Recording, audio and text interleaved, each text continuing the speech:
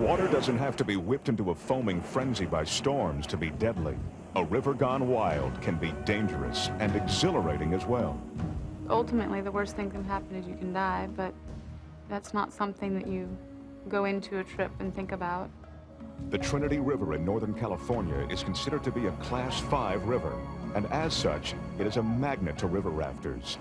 In May of 1991, a group of experienced rafters put an expedition together to test their skills against the foaming waves. It's a pretty grueling day when you add everything into it, all the running of the rapids, the setting of the safety, and everything else that's involved. You're pretty exhausted by the end of the day. It was late in the afternoon, and the team was at the head of the biggest of the rapids.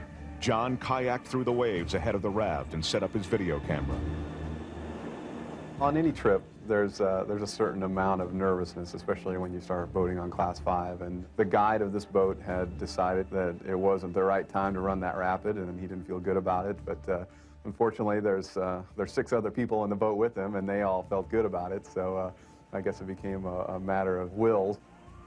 The first boat went through without difficulty, but the second raft immediately ran into trouble. I watched their boat go in, and it dove straight into the hole and just stopped, and you can see the guide just get thrown to the center of the raft. And so that sets up another bad scene in that the raft now is still in the hole, and you got the guide in the center of the boat trying to figure out where he is, and everyone pauses for a second, and that's all it takes is just that little split second of hesitation.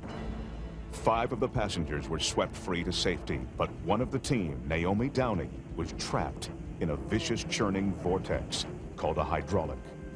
Naomi desperately clawed for life. Naomi was hanging onto the side of the raft, so she'd try and swim out every few turns. The raft is just spinning in the hydraulic, and every time it would come around, she'd try and make a mad dash to get out of the hydraulic, but each time she'd get a little more weaker and a little more weaker. And that's when I started really getting scared, because you could see that she was running out of energy. And also you could see she wasn't going anywhere. Tell her to let go of the boat! I had not been in a particular situation where the raft stayed in the hole for so long. So my thought was, stay with the raft. Finally, Naomi lost her grip. And that was her savior, in essence, because by being sucked underneath the river, that's where the fast current was. The wind. She just floats through the rapid and tumbles over a rock, and all we could do is just hope that she had some kind of strength left to grab a safety rope.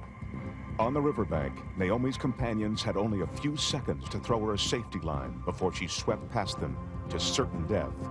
The first toss missed, and then the second. But on the third, they scored a direct hit.